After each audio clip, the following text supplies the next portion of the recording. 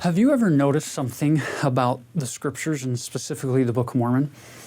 The sections of this book that generally people would say get a little harder to stay focused on, some would call them the more boring sections of the book.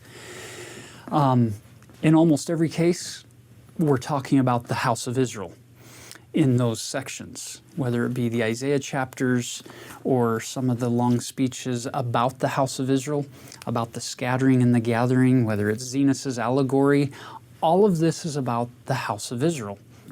We get introduced to that for the first time in the Book of Mormon in 1 Nephi chapter 19, 20, 21, 22, where Nephi really starts to take on in a direct way the role of this family. So what you have is the whole world of people, and God has picked this one little cluster, this one little family, this group, descendants of Abraham and Sarah, specifically the house of Israel. That becomes this covenant family that God is going to work through to try to bless all of the inhabitants of the earth eventually. Abraham has promised, through your seed, I'll bless all the world. Well, the Lord works with this family throughout the Old Testament. They get into the promised land eventually. They're going to split into two kingdoms, the northern kingdom and the southern kingdom. If we look at a simple map of the Holy Land, here you have Jerusalem, here you have the Sea of Galilee and the Jordan River and the Dead Sea. Basically, he's dividing the land, separate, the promised land, for this chosen family, because that's part of the covenant, as I will give you a land and I'll give you possessions and I'll give you that priesthood power and authority. Why? So that you can eventually bless all nations of the earth. Well, things go great until they split into two kingdoms. The northern kingdom has 10 tribes. It's called the Kingdom of Israel. The southern kingdom has 2 tribes called the Kingdom of Judah. In 721 BC, Assyria came to war, and they carried away this northern 10 tribe group captive. So they killed many of them. They spread and scattered them. That's what we call the scattering of the tribes of Israel. It occurred in 721 BC. This sets up a very, very clear distinction in Scripture, and especially for the Book of Mormon moving forward. You're going to have 3 different groups of people that are mentioned over and over and over again in the Scriptures, in the New Testament, in the Book of Mormon. You're going to have the Jews that usually refer to those in the kingdom of Judah, or the tribe of Judah combined with Benjamin that's subsumed into the tribe of Judah as far as this label is concerned. So you have the Jews. Jesus is a Jew. All of his 12 apostles are Jews. His work is among the Jews. Then the second group that becomes important is scattered Israel. So these are those who are of the house of Israel, but they've been scattered. They've been spread throughout the world, and there's some intermixing and intermarrying that's going on. And then the largest group by far is the Gentiles. So when you see the word Gentiles, all it means is non-Israelite. It's somebody that wasn't in that family of Abraham and Sarah, originally descended down through Jacob. And so the whole gospel flow in Scripture is the first time Jesus comes to the earth as a Jew, he brings the gospel first to the Jews. Then he takes it to scattered Israel next through his apostles. And then his last command before he ascends is, now take the gospel into all the world. Preach the gospel to every creature. Now we're going to go to all the Gentiles. In our day, in the latter days, this is one of the many ways that you could fulfill the Scripture, the first shall be last and the last shall be first. He now brings the gospel to the earth through what would have traditionally back in biblical times been considered Gentiles, people with European ancestry for the most part, with married into the family of Israel probably, but we go first to the Gentiles. Now it's the Gentiles in the scriptures that are taking the gospel to scattered Israel, who will eventually then ultimately take it to the Jews. So as you're reading in this set of chapters, pay attention when he uses the word Israel, when he uses the word Jews, when he uses the word Gentiles, and watch the scattering and the gathering unfold, and how Nephi is using Isaiah to talk about how God is doing his work of blessing all the people in the earth, not just those of the house of Israel. And today, in the latter days, there are a lot of people who may wonder, well, who are the Jews today, or who are the Gentiles today, and how does this all fit in? If you go to 1 Nephi chapter 20, verse 1, he says, this is a comparison to Isaiah chapter 48. He says, "Hearken and hear this, O house of Jacob, who are called by the name of Israel, and are come forth out of the waters of Judah." And then Joseph added a little prophetic clarification of what the waters of Judah are with, or out of the waters of baptism. The point is, anyone in the whole world can become a part of the covenant family by entering the waters of baptism. That's how you get on that into that covenant relationship with God, so that all of the blessings given to Abraham, Isaac, and Jacob can also be given to us today in the latter days.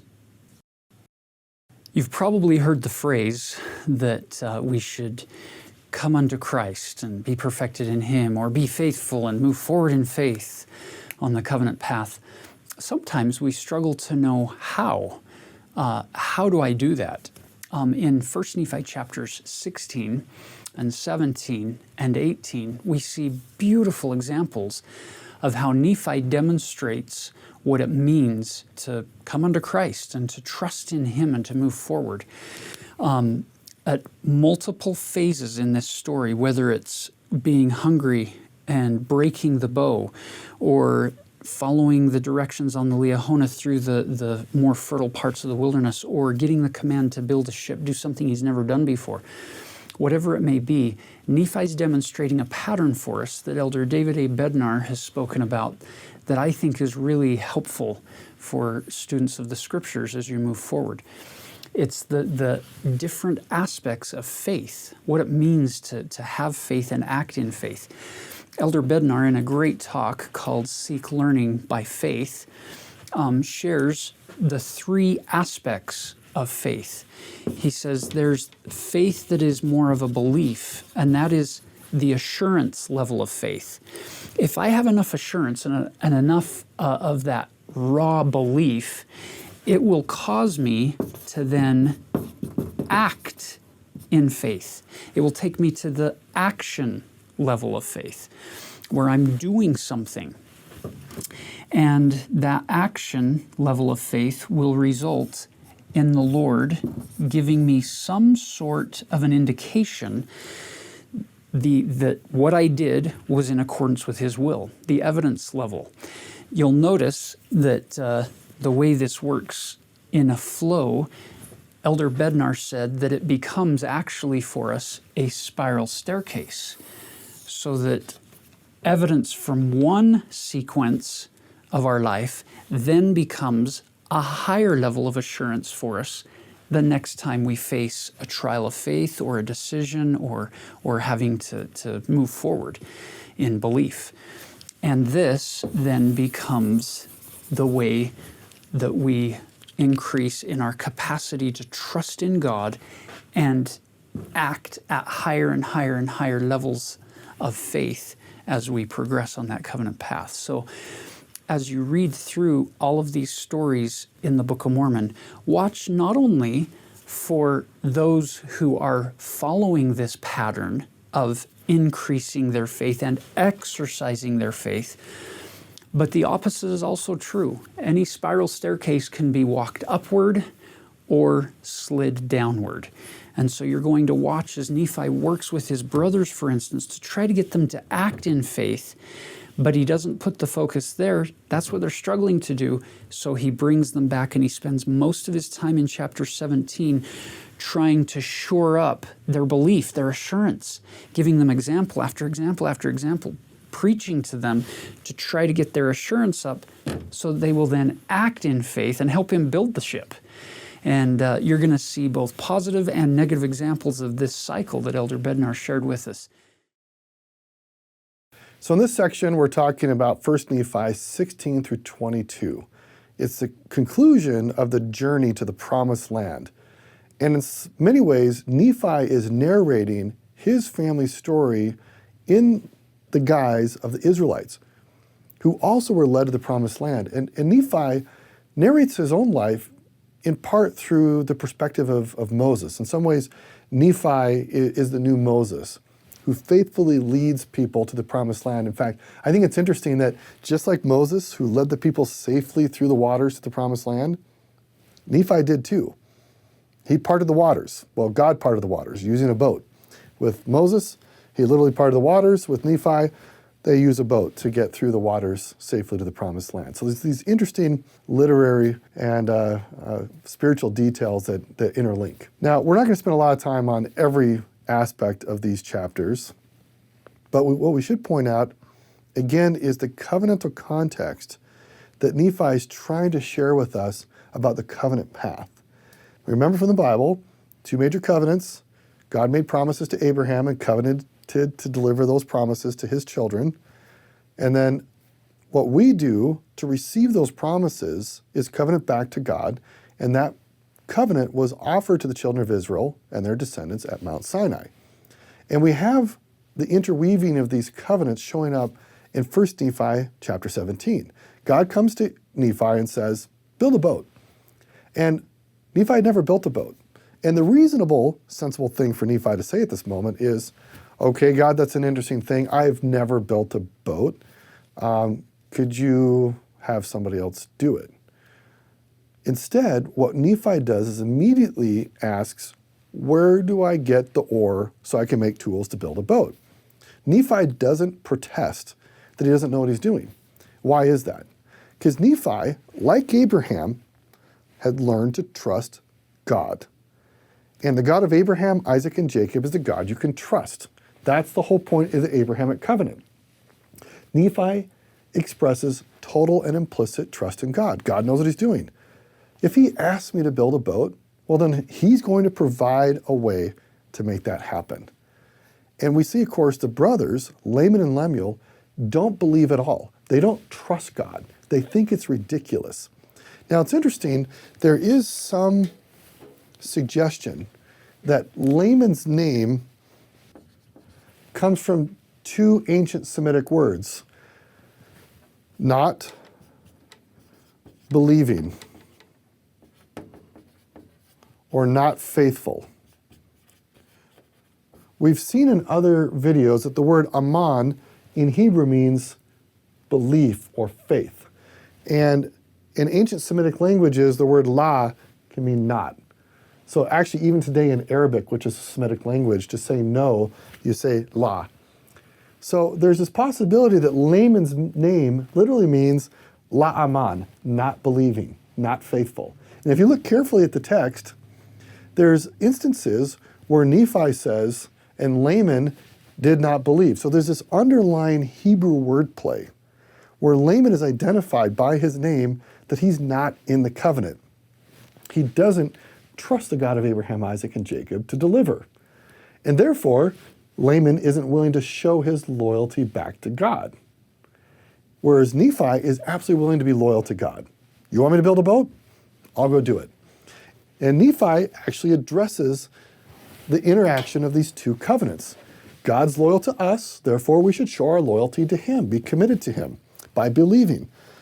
So after he's having this exchange with his brothers who said, you're crazy, we don't believe that you can do this, right? We don't believe, la aman. So Nephi, calling upon the memory of the God of Abraham, Isaac, and Jacob, the God who's trustworthy, who will keep his commitments to provide a way for his children. Here's what he says.